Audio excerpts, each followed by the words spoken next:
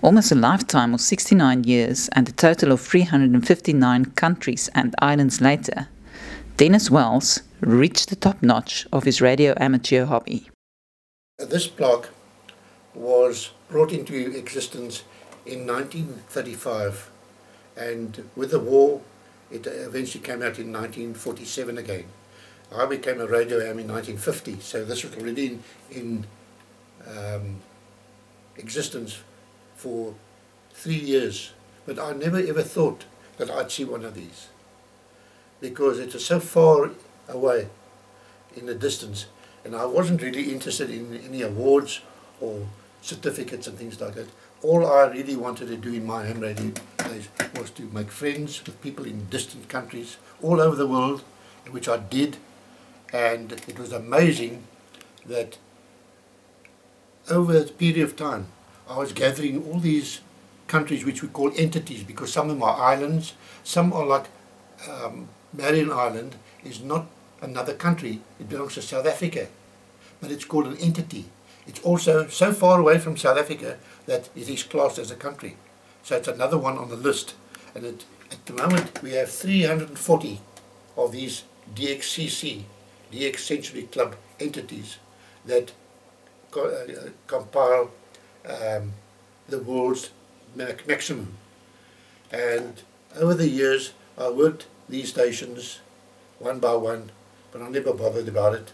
I got the cards that are stuck away in the box, and last October, just after I'd spoken to Ismay, I got a phone call from Pretoria, and the fellow up there, he was the awards manager for the American Radio Relay League. He phoned me and said, "Dennis, why aren't you on the list?" I said, "I'm not interested." I said, "I don't want any wallpaper. I enjoy talking to my friends. I've got friends all over the world. I've been talking to some for 30 years. VK3MO in Melbourne, Australia. This is ZS1AU in Cape Town, South Africa. You copy me, Ian? I certainly do, Dennis.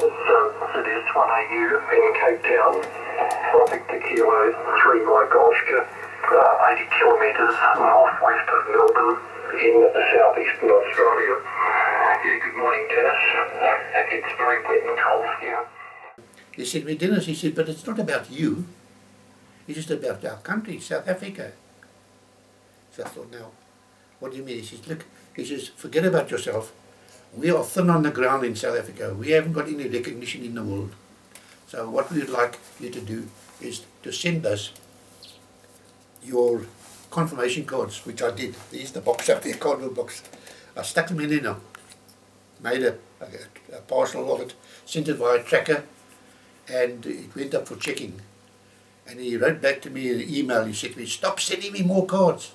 I said, "What have I done wrong?" He said, "Gee," he says, "you must have a Pandora's box down there with all these cards." He said, "It's unbelievable. The first time I had applied in 60 years. I'd never bothered. I had 60 years worth of cards in that box." And he went through them, and he was so excited. He wrote back, he said, "Well, Dennis, we're going to sort them out and apply for your membership in America, DXCC.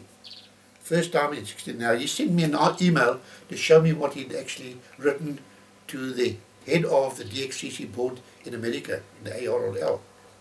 And he said to this fellow, "Bill Moore, manager of DXCC, Dennis is one of our oldest hams in South Africa, and he's just applied for his DXCC membership for the first time in 60 years.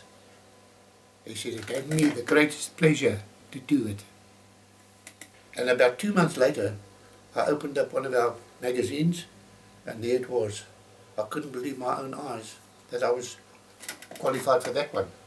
Which I told you, I still needed Sable Island when you came here. And that Sable Island is another story, which is drama. But eventually, after getting that one, I was quite satisfied with it, because I'm getting on, and I still needed another 6 countries to have a full house to qualify for this plaque. And you know, I never ever thought I'd live that long, because last September I had a heart attack and I was in ICU for 8 days. Dennis survived, and in April 2014, the opportunity came to tick Mellish Reef, the last entity off the list. I had to make sure that everything worked, and also conditions were getting worse. As we went from summer, we were going towards winter, you see. Then we're getting to March, April, conditions are getting worse every day. I was watching it on the computer here to see how the conditions were, and it was dropping. Whoa. Just now, it gets to Mellish Reef and I can't hear them, because they're right on the other side of the world to me. So I just had to play it safe. But you know, I'm not about a guardian angel sitting on my shoulder. Just at the time when they were going there, all of the ionospheric figures, these solar flux figures, which we depend on, went up. I was so happy about that. I felt good. And then I thought, well, that's one out of the way. And then I had a couple of people in Johannesburg who were working out all these predictions on the computer. And I said, Dennis, this is the time that you'll hear them best, and this is the frequency you'll hear them best. So I checked those times every day. When it came to the time of them landing there, they had to go with a yacht, land with a little dinghy, rubber dinghy. I had to take all the equipment, power generators, transmitters, aerials, tents, tables and chairs, everything. There's nothing on it, there's no people there, it's just a piece of sand. I'll show you pictures in a moment, it'll shake you. They arrived on that island, and it was a weekend when there was a world contest on. I don't know why they did it, that we never knew about it. There was a world contest on, and there were so many thousands of stations on it that actually obliterated them. So we never heard them that weekend. And I said, oh hell. So now that's eating into the time, because they only got to be there for a certain period of time, 10 days. And eventually they came on the Monday. After the weekend, everybody went to sleep and the contest was over. And the Monday they started, and it was, you know how many, they worked 40,000 stations in just a week. 40,000 is exactly like that. And I had to try and squeeze in between those 40,000 to try and get into that, to get to this black stations. Anyway, when it got to the Monday, and we started with 40,000 stations all calling at once, and the Europeans and Japanese, there are about 2 to 3 million between them. So just imagine, out of all those millions of stations, that they only managed to work 40,000. I was one of those 40,000 eventually, but only by the skin of my teeth, because they had a terrific tropical storm come up after about 5 days. And that storm was so bad that it was blowing all the antennas away, the tents were being torn, and they were being drenched in rain, and they were still hanging on to the last minute. And I thought, oh, there goes my chances. I'll never ever do it in my lifetime, because they'd never go back in another 10 years. I'll be 90 then, you know, 96. So I came on every opportunity. I was checking it out to find out if I could get them. And eventually, the one day, a friend of mine in Fish Hoek, he sent me an email. He said, Dennis, he said, you know what? He said, I worked him yesterday morning at 6 o'clock from Cape Town, from Fish Hoek here, on 20 meters going over America. Not this way, going the other way around, down the Pacific. So I said, well, I'll check them tomorrow morning.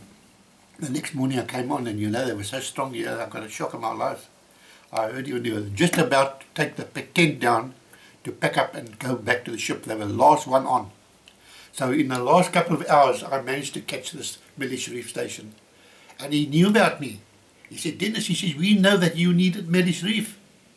He said, we've been looking for you. And I got him, and I got the confirmation cards for that. So it was very, very touch and go. If that storm had been any more severe or earlier, I wouldn't have made it.